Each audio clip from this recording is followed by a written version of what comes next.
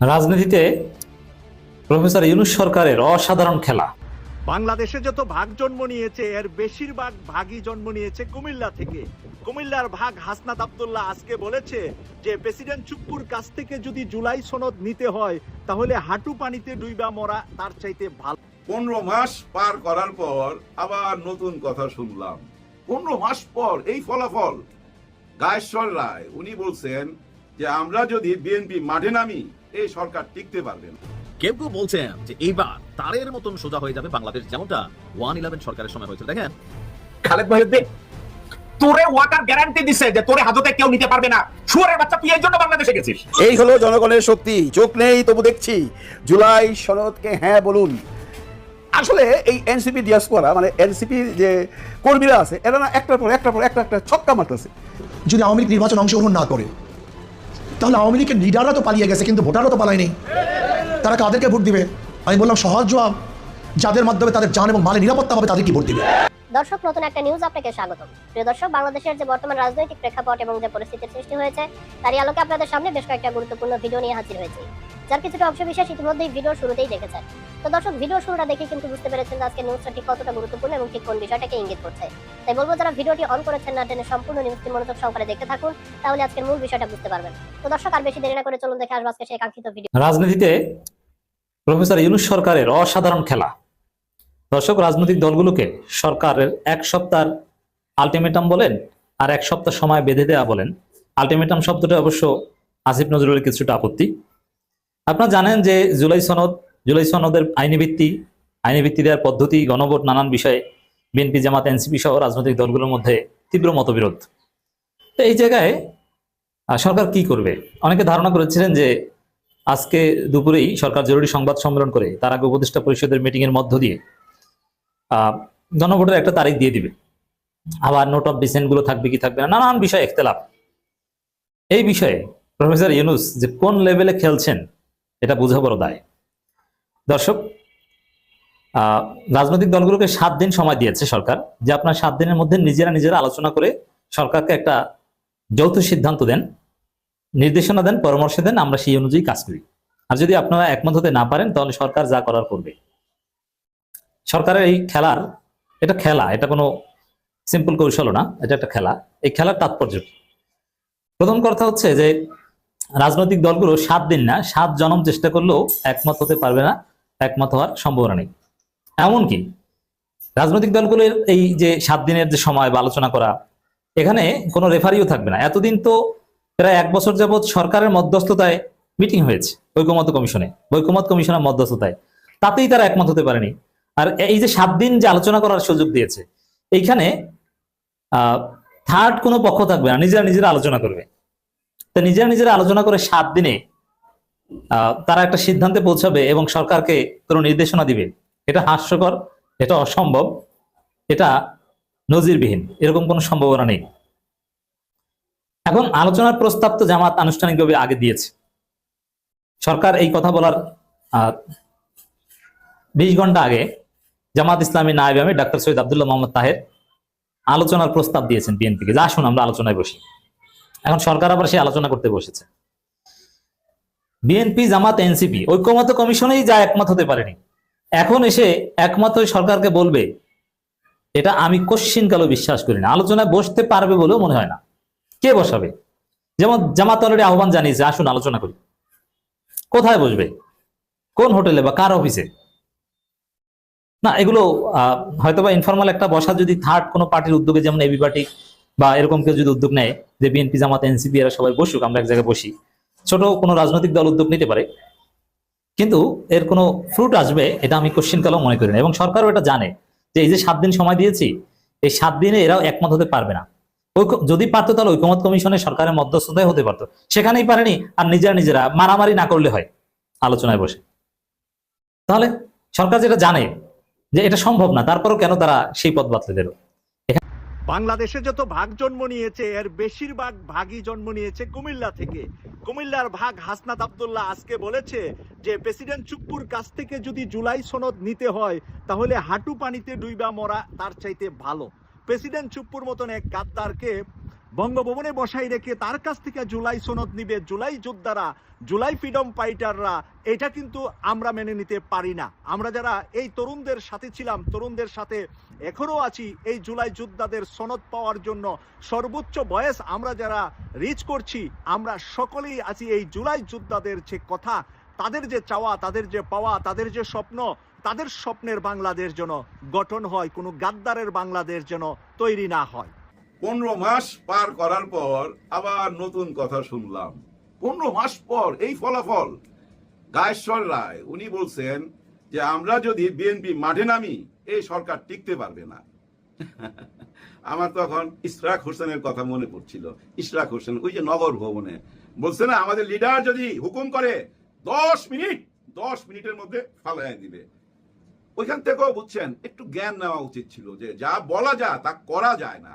ইশরাক হোসেনের সাথে কে খেলছিল?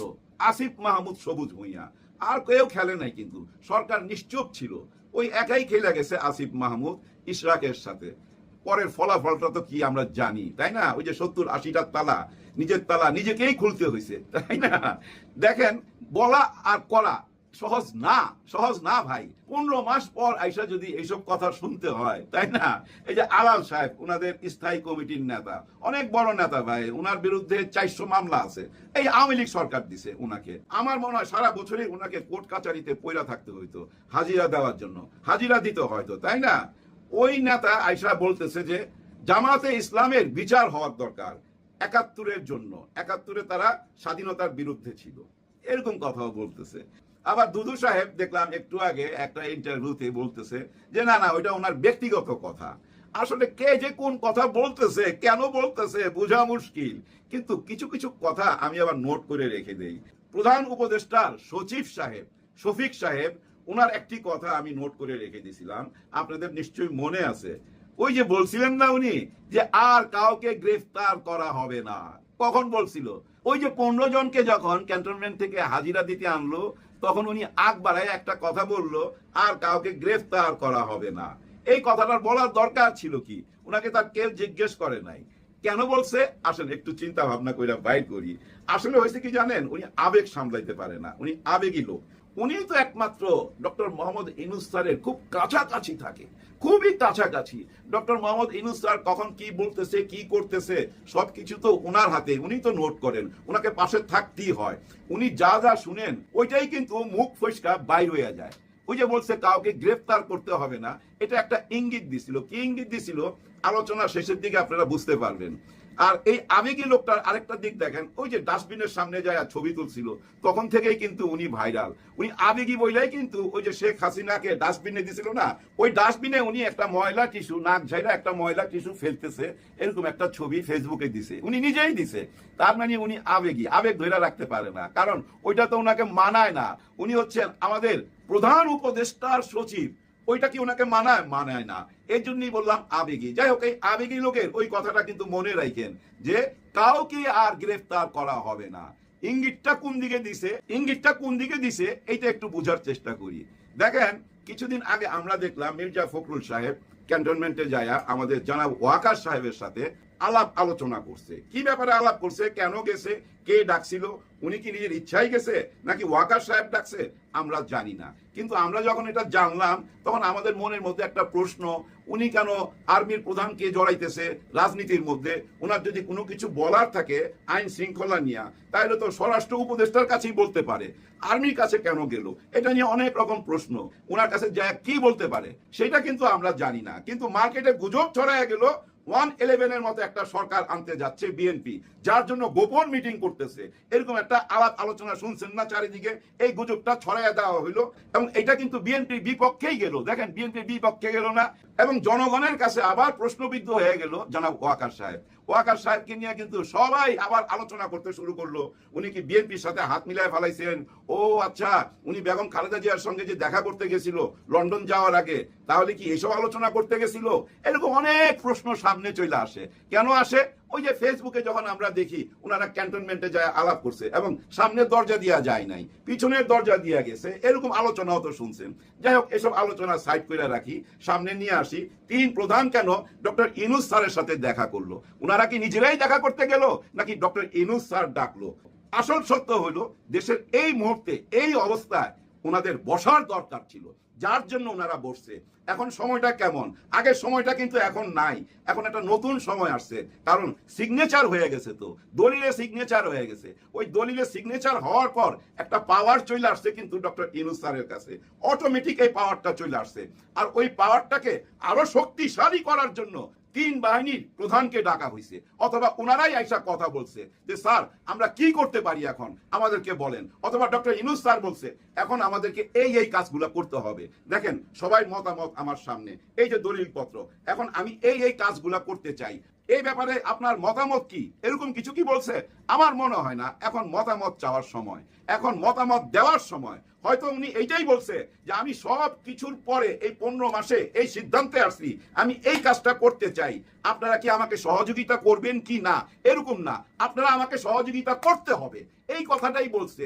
এই কথা বলারই মানুষ ডক্টর জামাত পাইছে। কারণ আওয়ামী লীগের সম্পর্কে যদি কোনো কমপ্লেন কেউ করে থাকে, মানে পুলিশে বা সরকারে বা কোনো মামলা করে থাকে, ম্যাক্সিমাম বিএনপি করছে, এটা আমরা জানি। এর জন্য বিএনপির প্রতি তারা খেপা। সেই বিএনপি এখন নতুন রাস্তায় আসছে। বিএনপি মানে তার অঙ্গ সংগঠন ছাত্রদল জগন্নাথ বিশ্ববিদ্যালয়ে নতুন একটা কর্মপন্থা শুরু করছে, এটা প্রশংসনীয়। হয়তো এইটাতে তারা একটা ছক্কা মারতে পারতো, কিন্তু তাদের যে বড় নেতারা যে ধরনের কথাবার্তা বলতেছে, এইগুলো বলার পর বাংলাদেশের কোনো মানুষই আপনাদেরকে পছন্দ করবে না। কারণ সংস্কার, জুলাই সনদ বাস্তবায়ন, এটা কিন্তু বাংলাদেশের মানুষের আকাঙ্ক্ষা, এটা আপনাদের বুঝতে হবে। আপনাদের একজন নেতা জানলাম মেজর হাফিজ, অত্যন্ত জ্ঞানী গুণী ভদ্রলোক, খুব কম কথা বলেন, এবং উনি একজন মুক্তিযোদ্ধা। ওনার প্রতি সশ্রদ্ধ সম্মান রেখে বলছি, উনি যে বললেন আজকে একটা অনুষ্ঠানে গিয়ে সংস্কার চাই না, জুলাই সনদ বাস্তবায়ন করার কোনো প্রয়োজন নেই, এই ধরনের একটা কথা উনি বলছেন। আচ্ছা, এটা কি বাংলাদেশের জনগণ মেনে নেবে?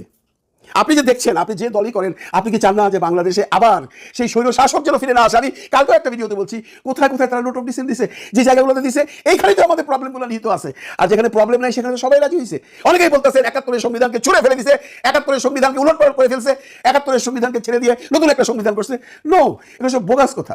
যে সমস্যাগুলো হয়েছে, যেগুলো আমি কালকে বলছি 6টা সমস্যা, এইটা নিয়ে বিএনপির সাথে এই যে সংস্কার কমিশনের একটা মতবিরোধ কি, যে তারা এটা চায় না। যেমনটি পিএসসি থাকবে স্বাধীন, যেমনটি দুর্নীতি দমন কমিশন থাকবে স্বাধীন, যেমনটি প্রধান বিচারপতিকে তার মানে সিনিয়রিটি দিয়ে তাকে নিয়োগ করা হবে, যেমনটি সরকার প্রধান এবং রাষ্ট্রপ্রধান এক হতে পারবেন না, এরকম যেগুলো আছে, যেমনটি উচ্চকক্ষে মহিলাদের ভোটে আসতে হবে, এই যে ঘটনাগুলো কালকে ভিডিওতে আমি বলছি, আপনারা জানেন যেগুলো তারা নোট অফ ডিসেন্ট দিয়েছে, এগুলো তো সমস্ত মানুষেরই আকাঙ্ক্ষা।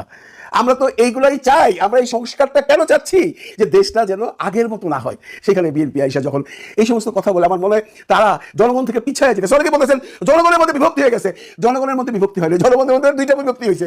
একটা দল এই যে জুলাই সনদ বাস্তবায়ন চায় এবং হ্যাঁ ভোট দিতে চায়, আরেকটা দল জুলাই সনদ বাস্তবায়ন চায় না, না ভোট দিতে চায়। তো দিন না আপনারা না ভোট দিয়ে যদি নাকে জয়যুক্ত করতে পারেন, তাহলে জুলাই সনদ বাস্তবায়ন হবে না। কিন্তু আপনাদের নেতারা যেভাবে কথাবার্তা বলেন, মানে যেভাবে ব্যাটিং করছেন আজকে মাঠে নেই, আপনারা তো ছক্কা মারতে পারতেছেন না।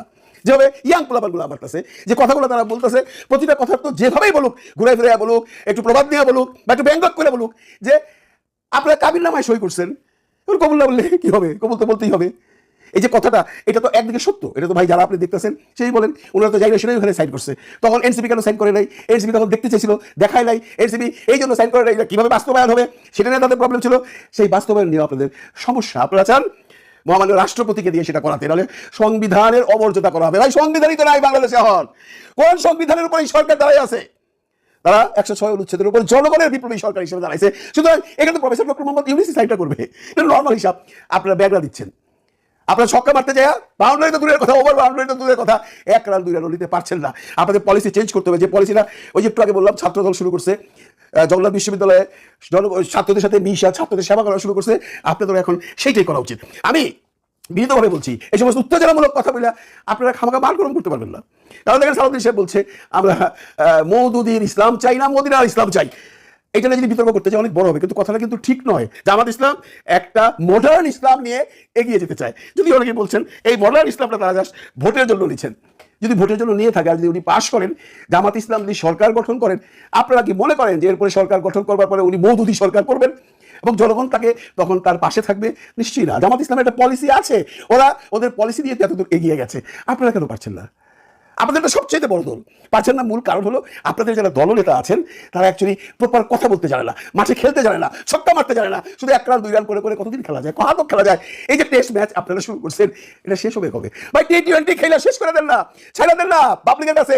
হ্যাঁ ভোট না ভোট দিয়া পাবলিক বলে দেখ আমরা সংস্কার চাই বা সংস্কার চাই না। লেখা চলে গেল। ইলেকশন তো সবাই চাই, আমরা সবাই চাই যে ফেব্রুয়ারিতে ইলেকশন হোক। সেই ইলেকশনে যদি আপনারা ভালো করেন আপনারা সরকার গঠন করবেন। কেউ কি ঠেকায় রাখতে পারবে? না, এই সরকার আপনাকে ঠেকায় রাখতে পারবে। জনগণ যদি আপনাদের ভোট দেয় আপনারা সরকারে আসবেন। কিন্তু আপনারা এই সমস্ত কথাবার্তা বইলা মানে আরো জনগণের কাছ থেকে দূরে সরে যাচ্ছে। আজকে আল্লাহ সাহেব কি বললেন জামাত ইসলামকে ব্যান করে দেওয়া উচিত। তো দেন না, জামাত ইসলামকে ব্যান করে দেন, পারলে এনসিপিকে ব্যান করে দেন, করে আপনারা ইলেকশন করেন, করে এককভাবে চলে আসেন। কেউ তো বারণ করে নাই, পারবেন সেটা করতে? মনে তো হয় না। এই জন্য অনেকগুলো ছক্কা মারতে হবে। সেই ছক্কা মারার প্লেয়ার আপনাদের নাই। ছক্কা মারার প্লেয়ার তৈরি করেন এবং হ্যাঁ ভোট না ভোটে আপনারা আসেন। এই জন্য আপনারা যদি এখন হ্যাঁ ভোট না ভোটকে নাতে রূপান্তরিত করে জনগণের কাছে দর্শক, সম্পূর্ণ ভিডিওটি দেখলেন, আশা করি বিষয়টি বুঝতে পেরেছেন। এই নিয়ে আপনার গুরুত্বপূর্ণ মন্তব্যটি অবশ্যই কমেন্ট বক্সে জানিয়ে দিবেন। ধন্যবাদ।